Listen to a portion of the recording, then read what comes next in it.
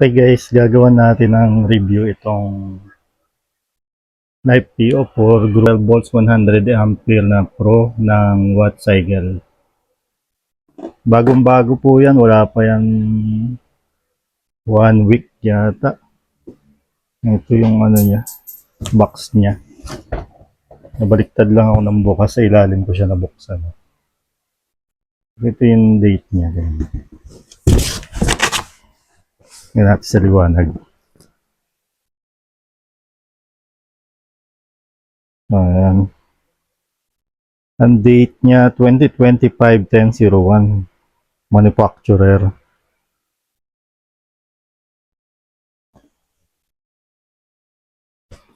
Tingnan nyo guys, di ko alam kung normal to eh. So, ayan na yan, ayan na yung full charge niya, 13.1, di na yung madadagdagan. Pero pag gamit ko naman itong solar charge controller ko na to, nakakaabot naman siya ng 13.4, 13.6, pero di siya nakakaabot ng mga 14.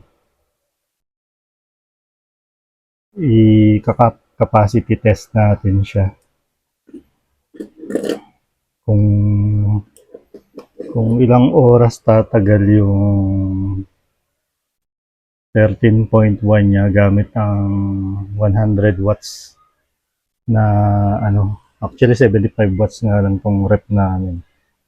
Pero kasama na yung ano ng ano, consumption nitong inverter.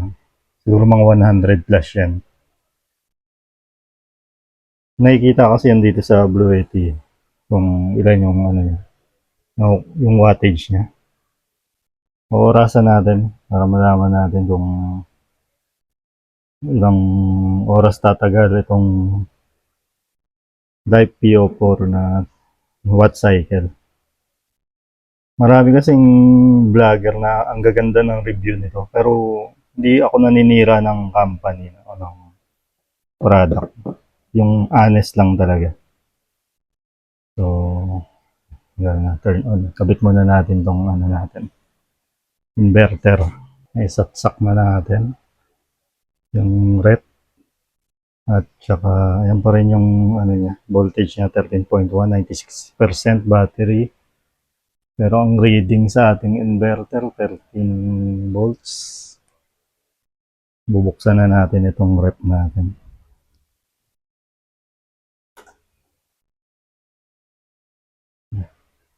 Nakita nyo, medyo nag-spike siya, nag-95 at bumalik ulit sa 96. Ay, purasan na natin. Start.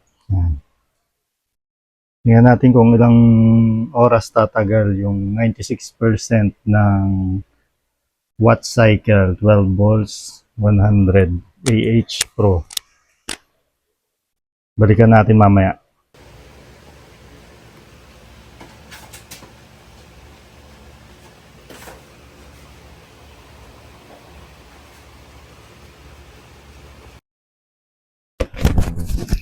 Okay guys, 3 oras na mahigit ang nakalipas. 3 hours and 6 minutes to be exact. Ang battery natin, tingnan nyo, 39 na lang. Halos malulubat na yan.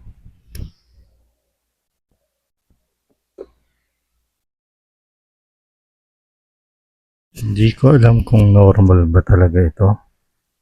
Ang sabi kasi ng iba, mabagal talaga yung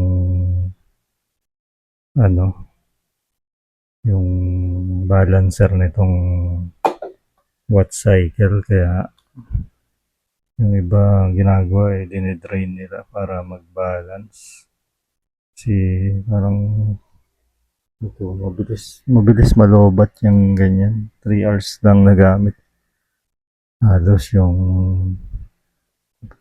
pagdating ng mga ano 60%, parang ang bilis niya nang nagbabawas. Wattcycle battery, ba't kaya ganito to?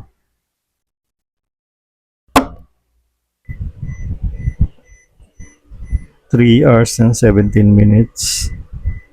Zero na siya, lobat na. Tumutunog na yung inverter. So yan ang tinagal ng 12 volts 100 AH battery ng watt cycle. Nakaka-disappoint, medyo sikat pa naman siya. Tapos tingnan nyo lang yung nakakukuha natin. Malayo siya sa totoong 100 AH.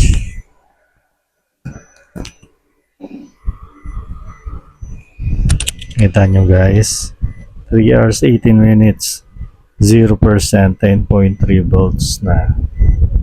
Stop na natin. Watt cycle, ano na? Ba't ganito yung battery nyo? Sana alam nyo na kami mga Juan de la Cruz, pinaghihirapan namin yung perang pinambibili dito para bigyan nyo kami ng ganitong klaseng baterya na hindi tumatagal. Hindi ito 1,000, 2,000, 3,000, 4,000, 5,000, kundi 1,000. So, kulang 10,000 yung bili namin. Tapos, ganito lang, 3 hours lang ang itatagal ng 12 volts 100 AH gamit ang 100 watts na load.